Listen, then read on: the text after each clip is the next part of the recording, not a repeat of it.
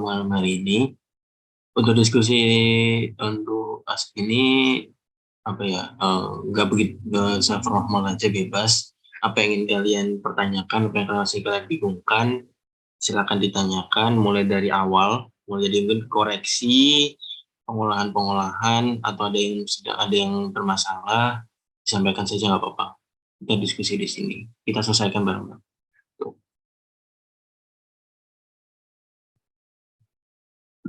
Serah. Kalau yang ditanyakan langsung raise hand. Terus ini share screen-nya sudah aku buka ya, jadi siapapun bisa share screen. Terus kalau misal ada yang mau nge-record, silakan apa ya, bilang ke aku ingin izin record, nanti aku kasih izin. Silakan yang ada yang ingin ditanyakan atau yang sedih bingungkan. Mungkin biar gak apa ya, hmm, tabrak-tabrakan atau gimana, mungkin dari awal ya. Mungkin yang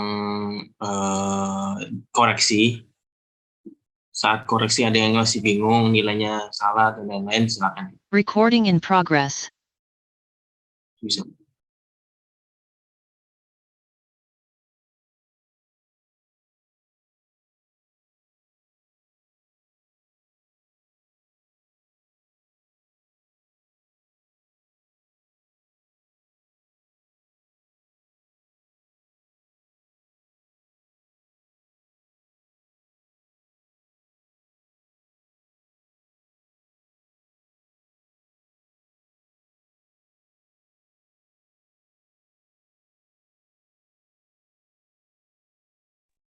Ayo yang mau bertanya masalah koreksi, monggo, daripada nanti jadi pertanyaan terus ke perwakilan, mending ditanyain sekarang, mumpung ada padanya.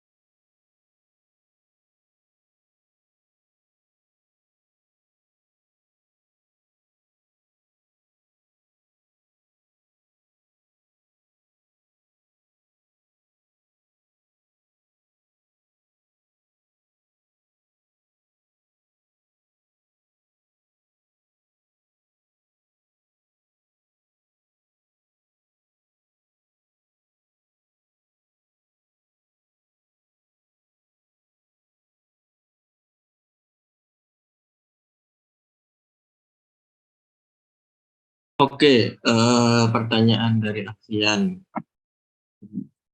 saat interpretasi 2D itu pakai elevasi grid atau enggak.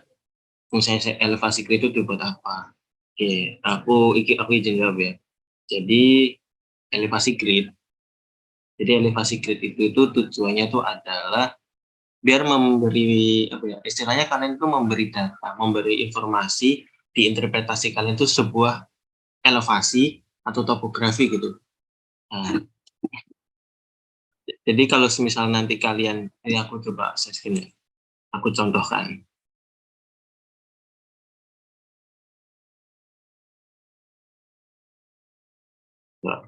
Apa sudah terlihat hasilnya? Udah, Kelihatan, Ban? Oke. Jadi ini aku contohkan. Jadi elevasi grid itu tujuannya itu adalah di hasil interpretasi kalian itu nanti itu data magnetik kalian itu akan berada di topografi sebenarnya gitu. Bukan yang hanya konstan atau nilainya 0 karena kalian tidak bisa elevasi. Contoh, ini di sini aku kasih nilai elevasi grid. Nah, hasil magnetik elevasi grid. Di mana elevasi grid ini kalau kalian lihat, dia titik segitiga, yang mana segitiga itu menunjukkan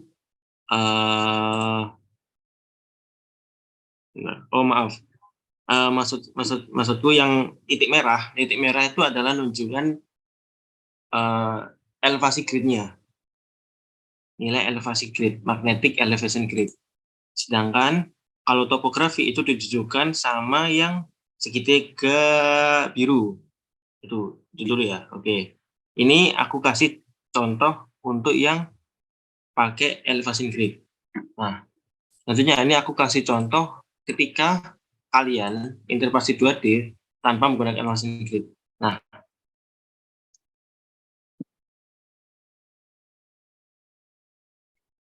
oke. Nah, kalau kalian memakai elevation grid, itu di magnetic elevation grid ini kalian masukkan nilai grid elevasinya. Nah, grid elevasi ini kalian bisa dapatkan, nggak harus perlu nilai X, Y, Z di setiap titik.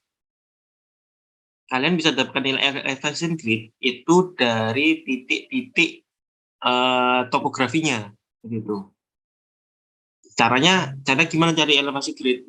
Sebenarnya caranya hampir sama kalian saat melakukan terrain correction. Kalian pakai global mapper. Nah, kalian masukkan nilai kalau di global terrain correction, kalian ingat terrain correction, kalian masukkan nilai max nilai utara, selatan, ya, utara, selatan, timur, barat kan. Nah, tapi kalau di terrain correction kalian itu kan perlu nilai regional residual, di mana itu perlu dikurangi 1000, ditambah 1500 atau kurang 500 seperti itu. Nah, sebenarnya kalau kalian pakai grid yang regional residual nggak apa-apa. Hanya saja nanti di hasil gridnya dia tuh cenderung lebih luas karena kalian nambahkan nilai 1000 atau 500. Jadi ibarat itu kalian menambahkan 500 meter atau 1000 meter lebih luas dari elevasi grid di ukuran pengukurannya, area pengukurannya, luas pengukurannya gitu. Nah, kalau kalian ingin yang sesuai sama luas area pengukuran, itu kalian bisa gunakan dari nilai maksimum dan minimum dari nilai XY. Contoh, untuk mendapatkan nilai timur, maksudnya timur itu maksudnya adalah nilai paling ujung, X paling ujung di sebelah kiri. Nah, ini aku ini aja biar gampang.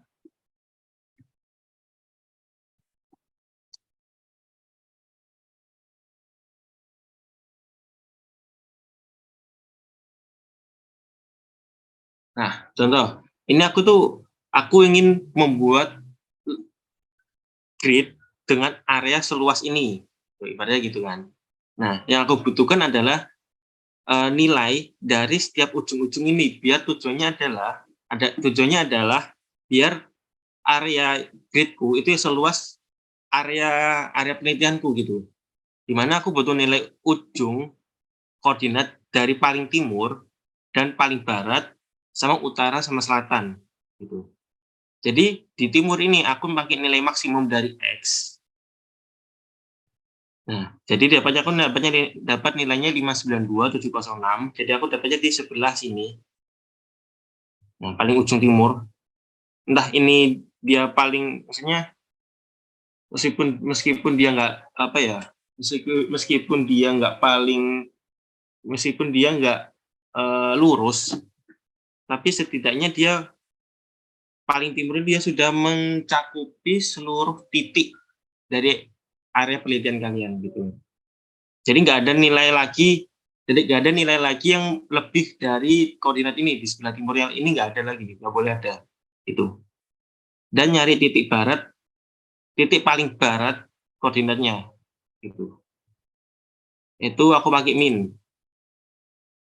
Lalu untuk utara itu kalian pakai nilai maksimum, sama selatan kalian pakai nilai minimum itu. Terus kalian masukkan di global mapper. Nah, caranya itu seperti kalian cari nilai grid residual sama residual sebenarnya. Sama persis kalian pakai untuk terrain correction. Tapi ini nggak perlu kalian terrain. Kan cuma perlu nilai gridnya saja gitu. Kalau kalian masih ingat, setelah ini kan kalian ke file, export, elevation grid. Nah, ini tipenya server grid. Kalian masukkan, exportnya kalian masukin nilai north, southwest, southeast-nya, terus kalian dapat grid elevasinya, topografinya. Nah, setelah kalian dapat grid topografi, kalian bisa masukkan ke GIMSYS-nya. Di mana magnetic elevation grid itu kalian bisa masukkan nilai topografi, grid topografinya, terus topografi grid itu kalian bisa masukkan ya grid topografinya juga gitu, sama. Nah, kalau misalnya ini aku kosongin, sebenarnya bisa-bisa aja. Ini aku kosongin kan. Terus ini kan non topo, finish.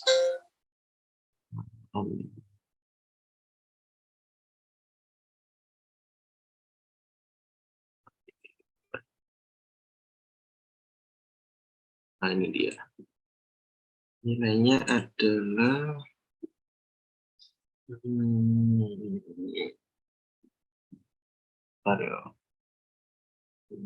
nah, ini jangan lupa kalian masukkan inklinasi, deklinasi. Ini aku cuma contoh saja.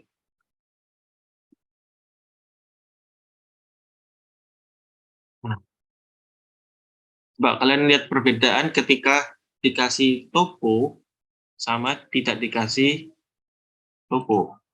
Ini yang dikasih topo, ini yang dikasih non topo. Nah, hasilnya ya grid kalian itu benar-benar lurus gitu. Karena tidak ada nilai topografinya. Nah, ketika kalian ngasih elevasi di titik-titik kalian, ya dia bakal ngikutin sesuai bentuk topografinya. Jadi tujuannya ya menyesuaikan sama kondisi sebenarnya di sana gitu. Contoh kalau di sana kalian ada gunung, tiba-tiba ada lembah. Nah, itu kan bisa merepresentasikan kondisi sebenarnya di daerah sana.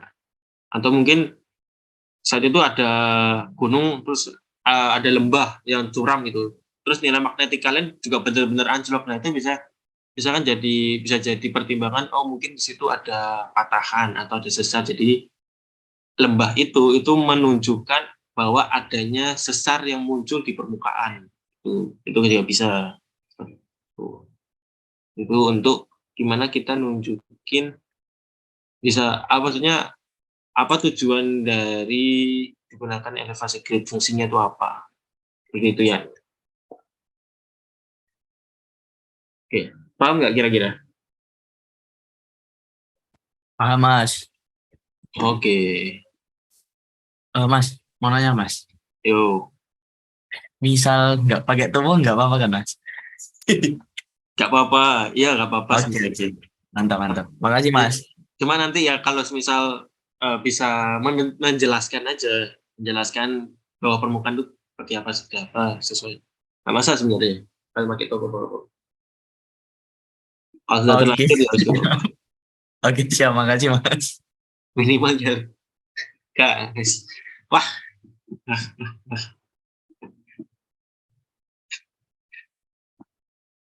nah itu untuk topo. Oke, oke sama sebenarnya ini aku ngasih tahu agak telat juga sih. Nah, jadi kalau kalian perhatikan ya, kalau kalian perhatikan saat mulai koreksi ini aku mulai dari awal koreksi ini. Jadi mulai dari awal kalian pengolahan sebelum melakukan kayak pemisahan anomali, interpretasi.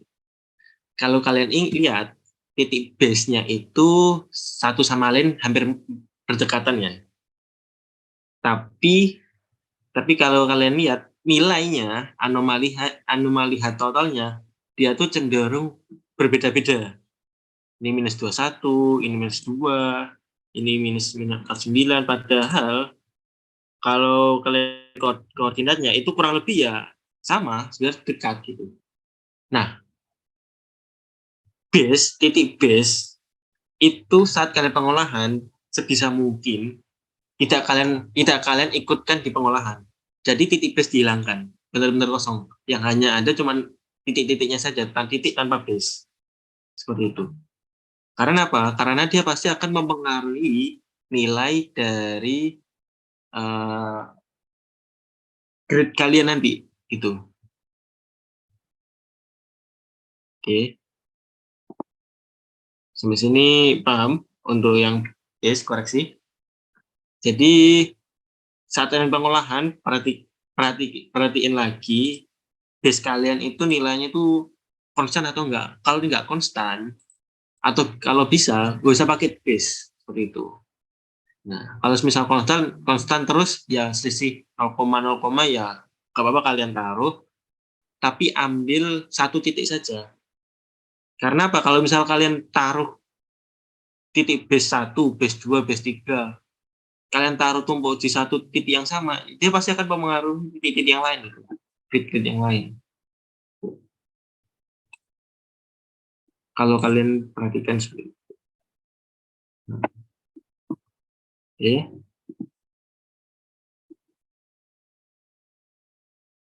Oke. Dan itu untuk 2D dari Alfian. Kalau udah paham, oke. Yang lain silakan. Kalau ini tanya.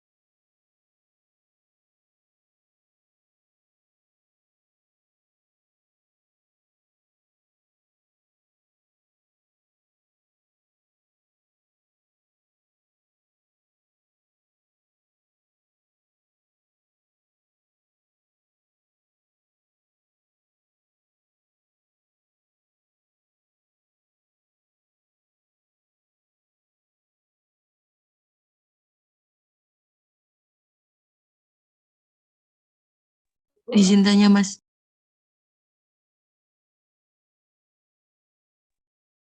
Silakan.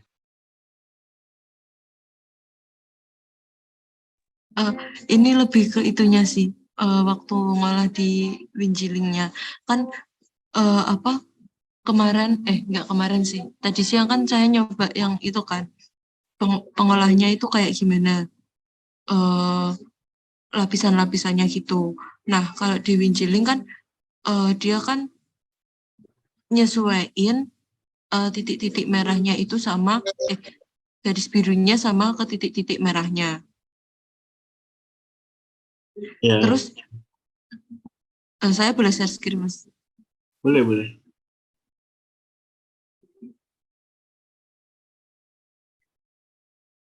Nah, kayak gini.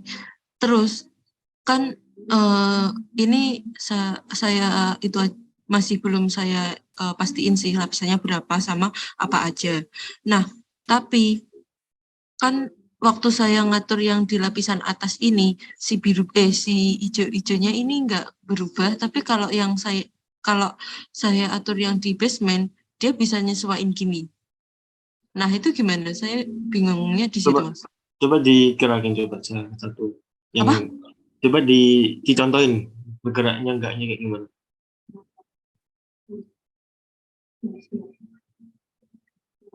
Oke, enggak gerak ya.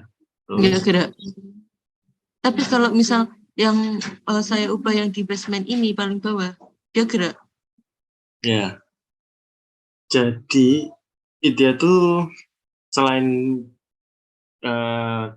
pengaruh grafik itu juga dipengaruhi sama nilai susatnya. Nilai susat basement itu kan besar banget tuh. Ya nggak? 70.000. Sedangkan nilai susatmu yang lain itu nilai kecil. Jadi dia pengaruh terhadap grafik dia itu nggak begitu signifikan gitu. Oh, berarti harus ditentuin dulu nilai susceptibilitasnya itu berapa dulu, habis itu baru diatur kayak gitu. Betul. Oh, terus ada lagi, Mas. Kan buat nentuin kita perlapisan kedalamannya itu kayak gimana? Misal di lapisan pertama ini ya dia berapa kedalamannya, berapa meter kedalamannya, terus lapisan kedua, lapisan ketiga dan seterusnya kayak gitu. Untuk penentuan lapisan itu biasanya cenderung ke studi literatur di daerah tersebut itu kayak gimana hasilnya. Sama dibantu kayak data-data fisika lainnya gitu. Atau mentok-mentok lihat dari sayatan di geologi regional. Tapi itu kan kalau geologi regional terlalu umum gitu. Jadi kalau bisa ya studi literatur gitu di daerah tersebut gimana gitu. Kedalamannya formasi yang kamu sayat itu dia tuh cenderung ketebalannya seberapa gitu. Itu sih biasanya di literatur. Kalau misal dia melewati lebih dari satu formasi, kita pakai dua-duanya formasi itu apa kayak gimana? Iya. Oke, formasi ini ketebalannya berapa, formasi ini ketebalannya berapa, di kedalaman berapa, rata-rata gitu. Oke, makasih banyak, Mas. Oke.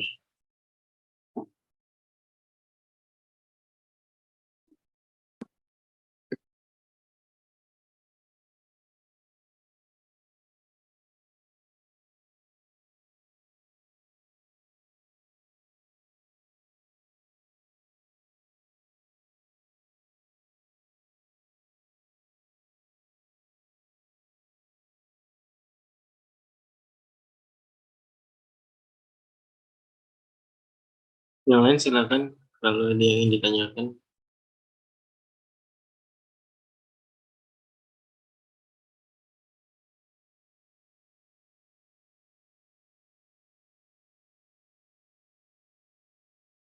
Ya, silakan bisa. Mas mau tanya, itu kan kemarin sebelum Mas Ervan sebelum dari asisten ngasih langkah-langkah buat bikinnya, maksudnya step bikinnya itu kan kalau yang dari asisten itu kan mulainya dari koreksi, terus habis itu grid anomali, terus filter RTP atau RTE ya Mas. Nah itu kemarin itu sebelum dikasih itu, saya tuh lihat di YouTube kan Mas, itu tuh langkahnya itu jadi koreksi, terus grid anomali, pemisahan regional residual, terus baru RTE sama RTP. Nah terus kan saya udah selesai kan Mas, maksudnya udah dari sayatan, tapi langkah-langkahnya beda, terus itu harus harus sesuai langkahnya asisten nggak Mas? Atau boleh pakai langkah yang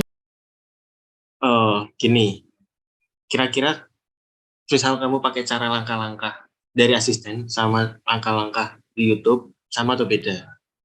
Gitu. Kamu tadi kamu kok bandingin dari dua gitu, apakah sama atau beda gitu? saya membandinginnya itu sih Mas dari hasil apa yang di Notepad itu loh Mas, spektrum di Notepad itu loh. Itu kan saya nyoba yang waktu yang waktu apa ya? Yang waktu analisis spektrum RTE yang udah dipisah dulu sama RTE yang sebelum dipisah. Nah, itu tuh hasil apa ya namanya, hasil grafiknya itu sama, cuman nilainya itu beda gitu, Mas. Bukan masa di ininya, grafiknya, persebaran datanya, persebaran anomalinya, sama atau beda? Sama, Sama. sama, Mas, iya. Terus untuk nilai spektrumnya jauh atau enggak? Ini, Mas, ini, Mas.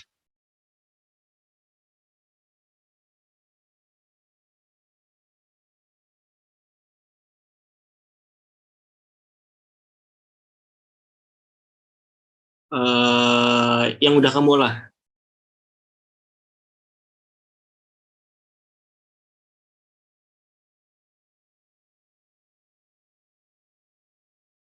yang sudah diolah, yang udah di kedalamannya berapa, ininya berapa, kamu upload berapa gitu, udah.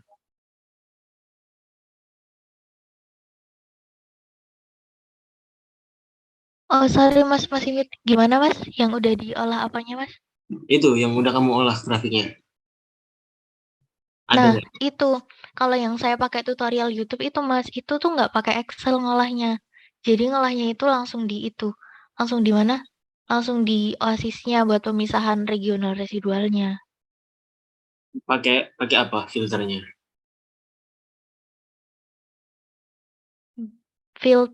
Kalau filternya pakai RTE, tapi terus abis itu sebelum itu dipisahnya itu pakai Bandword kalau nggak salah.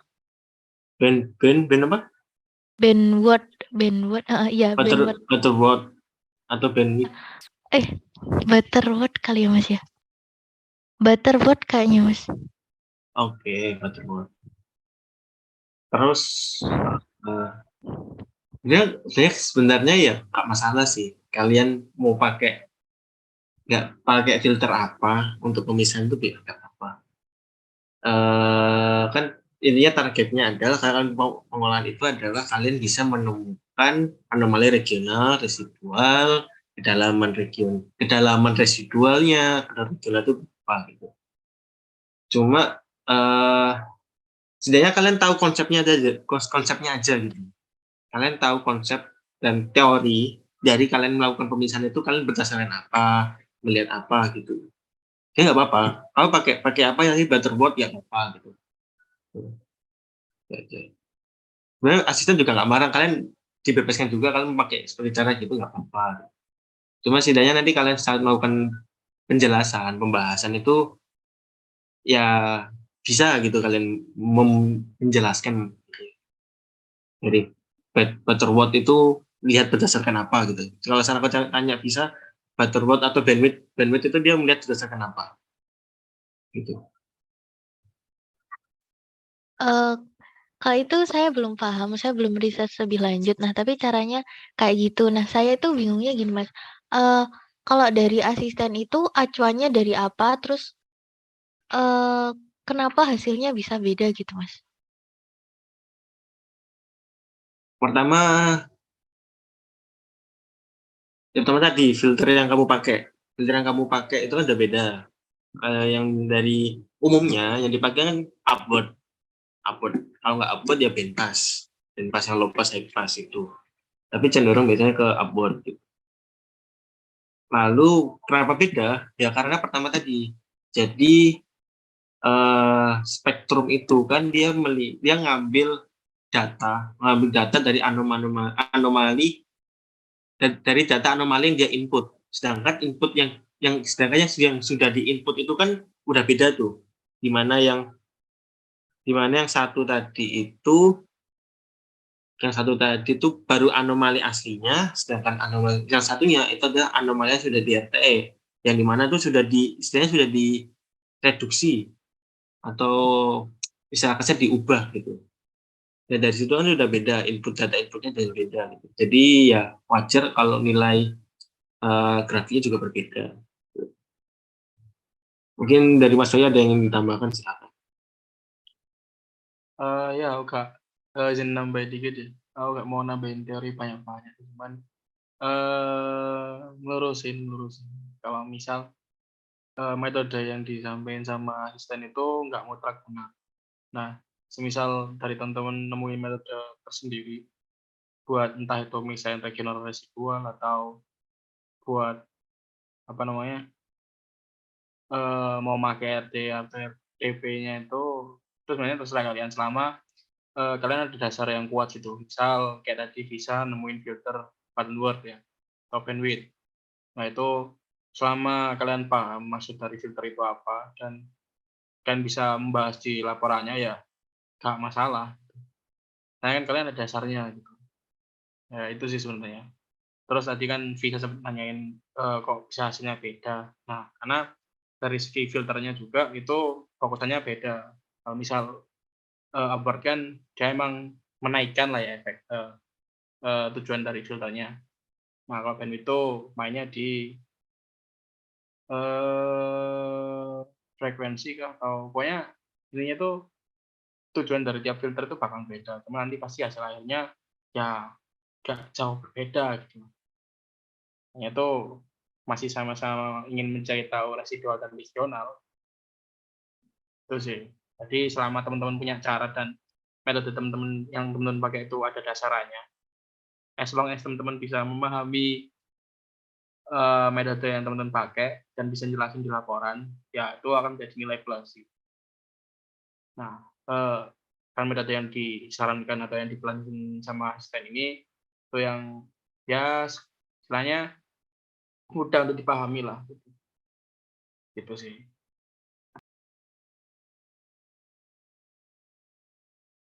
Ya, Mas, makasih.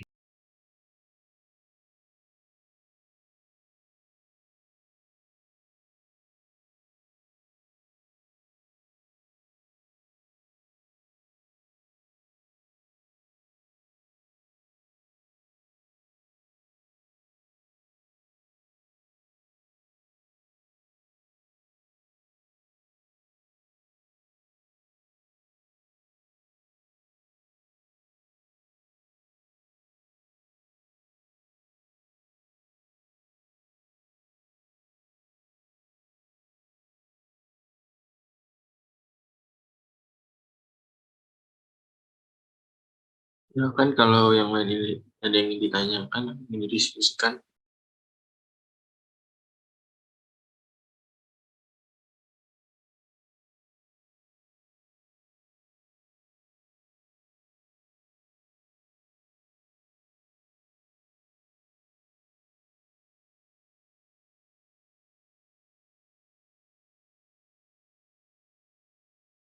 Oke, aku jawab dari Eka ya. Sebenarnya untuk penentuan informasi satu itu di atas, informasi dua itu di bawah, kiri atau kanan itu yang ambil lagi. Kita studi literatur mengenai kondisi geologi di sana. Bisa ngelihat dari geologi regionalnya, ya kan pertama. Geologi regionalnya di daerah sana itu seperti apa. Kalau kalian contoh asalnya kalian lihat dari sayatan geologi di sana. Formasi 1 itu di atasnya formasi 2 atau di bawah formasi 1 itu di atas formasi 2 atau di bawahnya. Formasi 1 itu dia di sebelah kiri atau sebelah kanan. yang kalian sayat itu melewati formasi apa saja. Itu kan kalian bisa menyesuaikan dengan geologi regional, kasaran di peta geologinya. Seperti itu.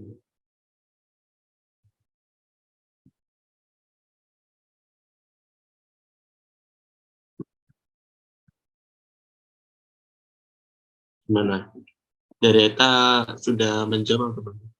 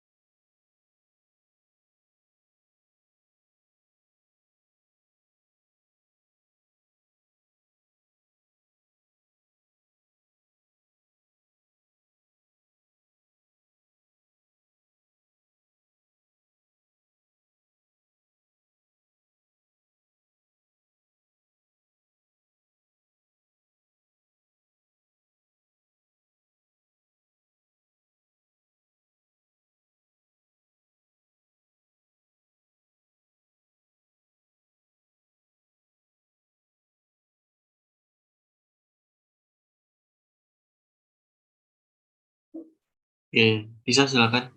Mas tanya, kalau kan ini kan data yang kami olah itu kan nggak ada elevasinya ya, Mas. Nah, itu Ya, kalau pas akuisisi bisa dapat elevasi itu dari mana? dari GPS. Hmm, Ya nanti bukan kalian, di itu.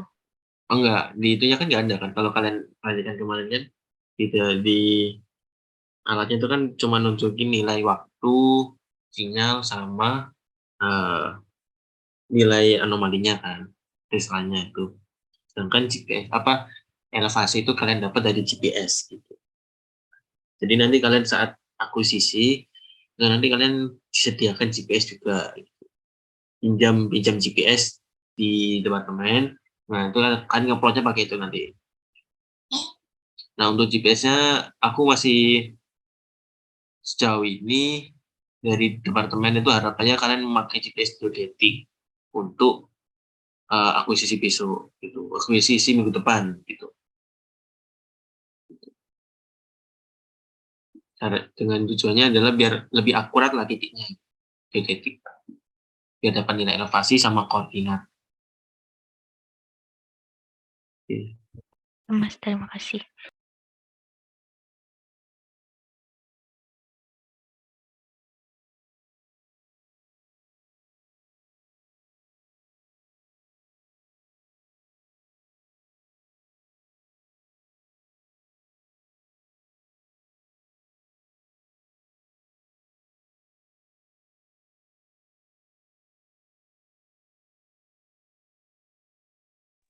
Oke, Suara saya masuk nggak mas?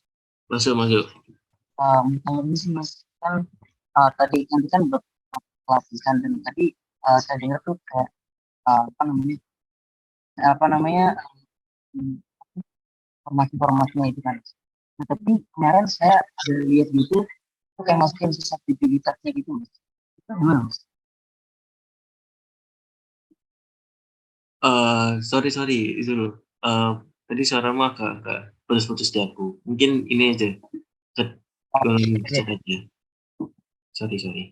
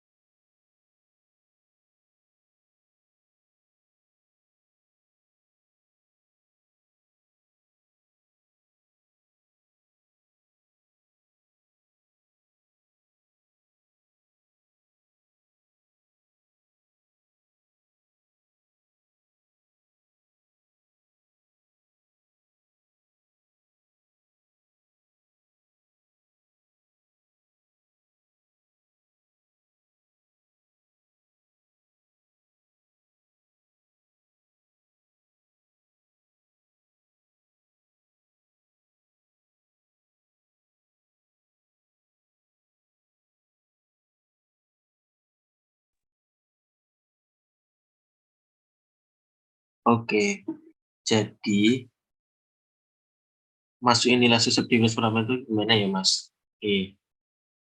Jadi kita masukkan nilai susceptibilitas itu per ya bisa per apa ya, per batuan.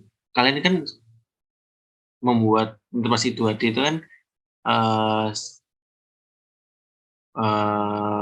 membuat seolah-olah di bawah itu ada batu, ada lapisan ini itu sandstone atau limestone kan. Nah, itu berdasarkan apa nilainya? Nilainya itu dilihat dari tabel susceptibilitas. Nah, sebenarnya tabel susceptibilitas itu kalian bisa, ya gimana ya?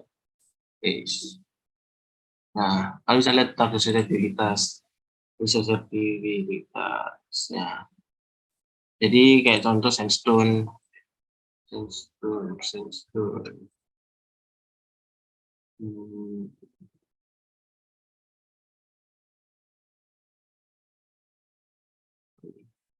Nah, contoh sandstone itu nilai susceptibilitasnya 20 kali 10 pangkat 3.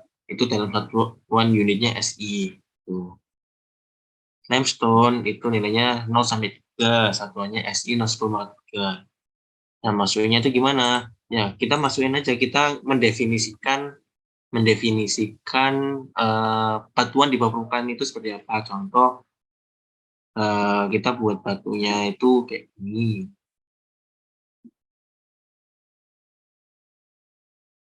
Nah,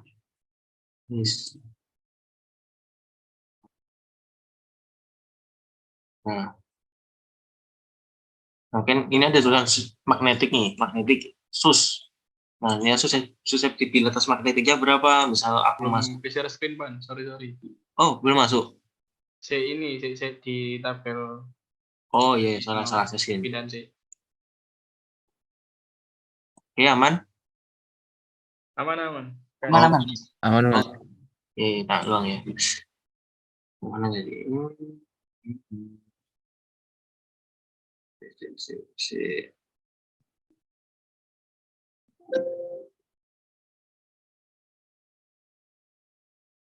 Oh,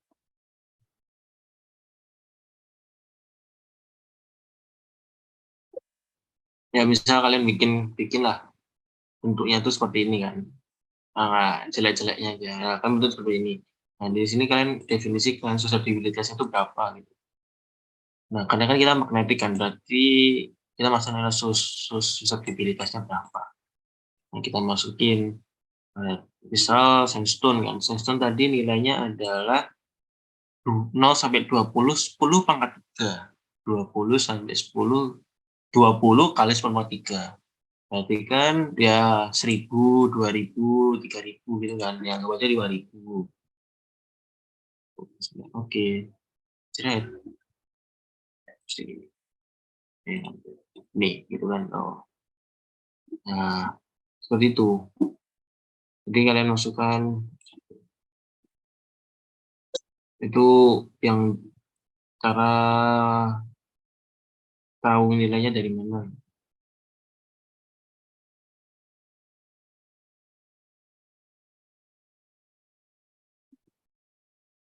Gimana Alip? Alip tadi ya, Alip isu. Gimana dulu? Berarti nanti mitologinya juga itu mas tergantung formasinya itu. Formasi. Maksudnya. Oke. Tergantung sama formasi ya. Contoh, bentar ya. Ini. Jadi aku ya ingin tahu lah formasinya apa gitu. Jadi di formasi itu contohnya itu ada aluvial, ada PTPP, PPM, ada aluvial nih. Contoh nih daerah Medan kita kan di sini nih. Ada aluvial, ada ini. Contoh TPP itu apa? Ya, TPP di sini tuh formasi paciran, dia cenderung batu gamping kecil, batu gamping dolomitan. Nah, berarti dia masuknya ke limestone kan, batu gamping kan. Berarti nilainya limestone gitu. Belum searching juga ya. Lupa. Nah, ini contoh. Ini kan udah aku cicit hasilku gitu. Hasil pengolahan gitu kan. Nah, ternyata daerahnya itu cenderung di daerah sini gitu kan. Nah, di situ ada apa? Ada formasi TMTN, TA, TPP, TMW, TMB. Nah, cari tahu tuh litologinya tuh apa masing-masing tuh. Nah, contoh TPP itu adalah formasi paciran dengan litologi batu kambing pecel, batu kambing dolomitan. Nah, litologi ini itu dia masuk nilainya susceptibilitasnya berapa. Nah, dia kan maksudnya limestone tuh. Nah, berarti nilai limestone itu adalah 0 sampai 3. Berarti ketika kalian misayat, nah kalian lihat tuh, kalian masukin nilai nilai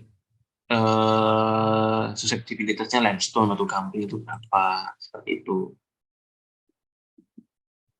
Kita lihat lagi dasaran kita itu ya dari geologi regional. Tapi kalau misal nanti kita di lapangan, yang kita lebih tahu kondisi di lapangan, kita kan bisa tahu tuh, oh titik sini itu ternyata cenderung kemarin itu udah didominasi sama batu pasir. Oh berarti di sini batu pasir, sini.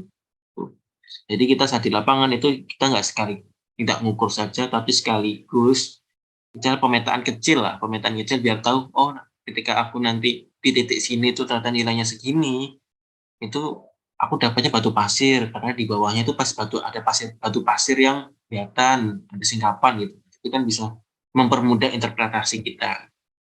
Tapi karena kita cuma dapatnya seperti ini ya kita dari geologi regional boleh. Seperti itu.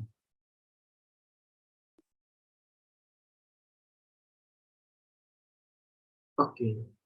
Gimana aman? Aman, Jul? Aman Mas. Oke. Yuk, Tigar. Yuk, Gar. Oh ya Mas, izin tanya Mas. Tadi waktu Mas masukin susceptibility di Gymsys-nya itu dia udah satuannya ada SI Mas. Tuh perubahannya gimana ya Mas? Oh, Soalnya di punya saya tuh masih CGS ya? satuannya masih CGS ya. Oke. Jadi, ubahnya itu adalah kalian ke display, terus anomaly units. Nah, itu kalian ubah nih. Kan ada CGS unit, micro CGS unit, ada SI units. Seperti itu. Ini ubah aja nih. Bisa kalian ubah. Ya. Aman, Gar? Bisa? Sampai sini ikut? Oh, oke oke benar.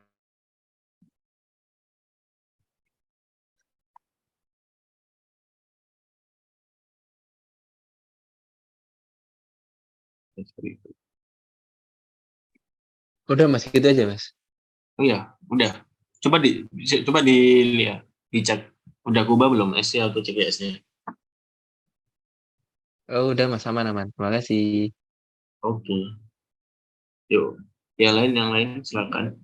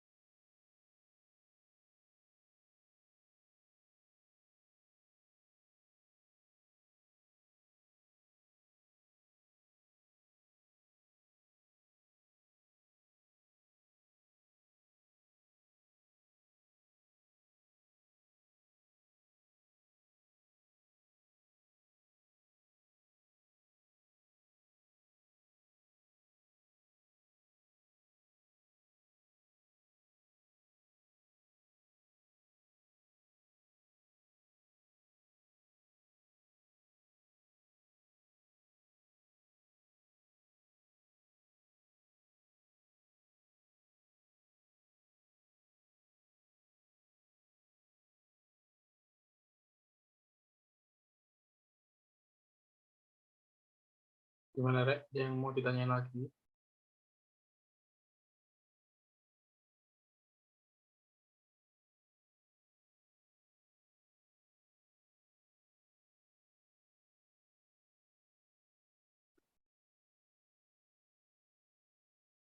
Monggo yang ingin masih ingin dibingungkan, mau ditanyakan, silakan.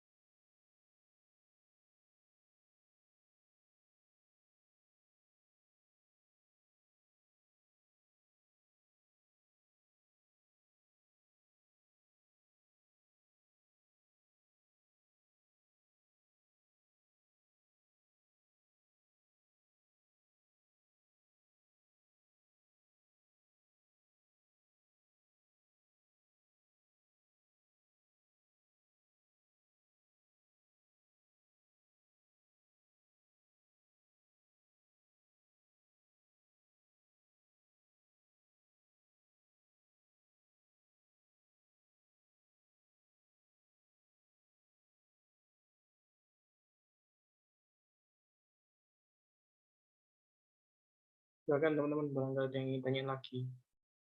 Kalau misal udah cukup ya bilang cukup, biar tak bingung daripada diem.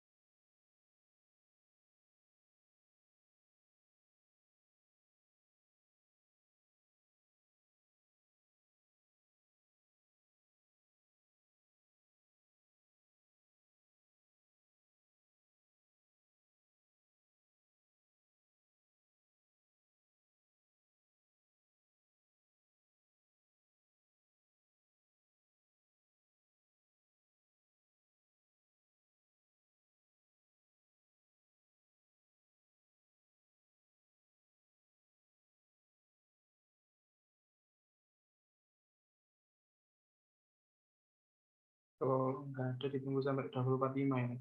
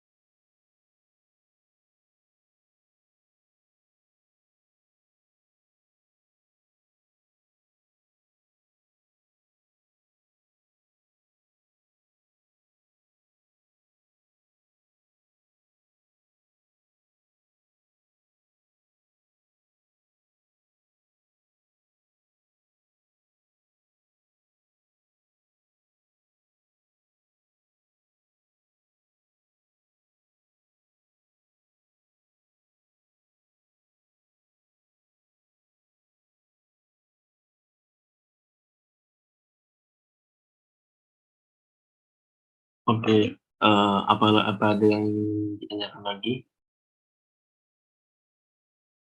Oke, kalau tidak ada, eh bisa bisa aku tutup.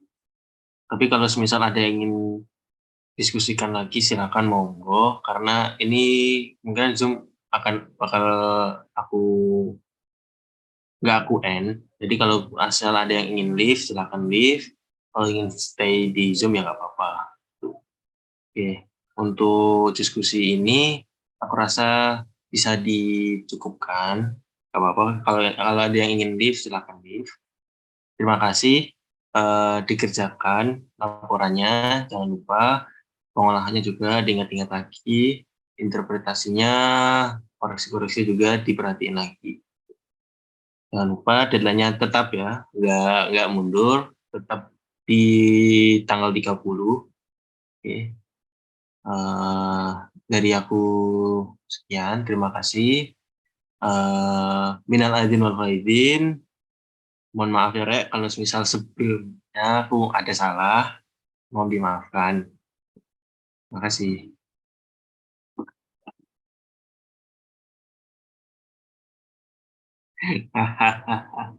Oke, yuk, Terima kasih Mas. yuk, Kasih Mas. yuk. Makasih Mas, makasih Mas, makasih Mas. Di sini, Mas, Mas. Makasih, Mas. Sama-sama Mas. Yuk. Evar, oke. Recording stopped. Kok enak ini? Monggo.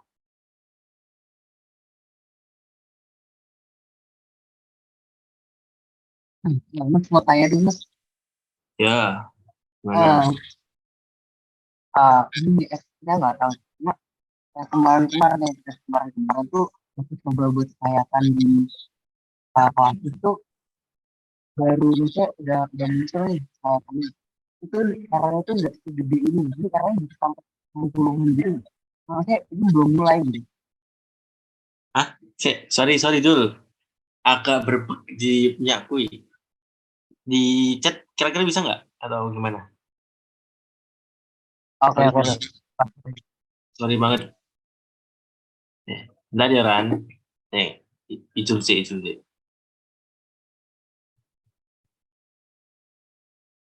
Apa?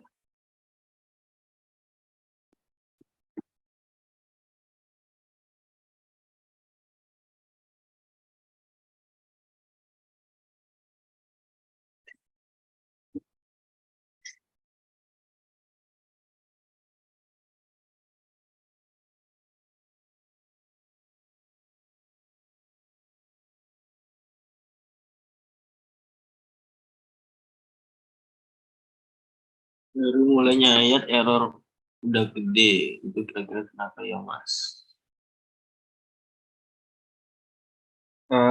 Itunya errornya baru mulai. Ya pasti errornya gede karena grafiknya apa ya? Curve-nya nggak fitting. Garis hitammu sama titik-titikmu tuh nggak fitting gitu. Betul. Jadi dia otomatis di error segede gitu. Atau kalau kamu udah nge-set langsung otomatis kurvanya udah rusak gitu. Apa gimana?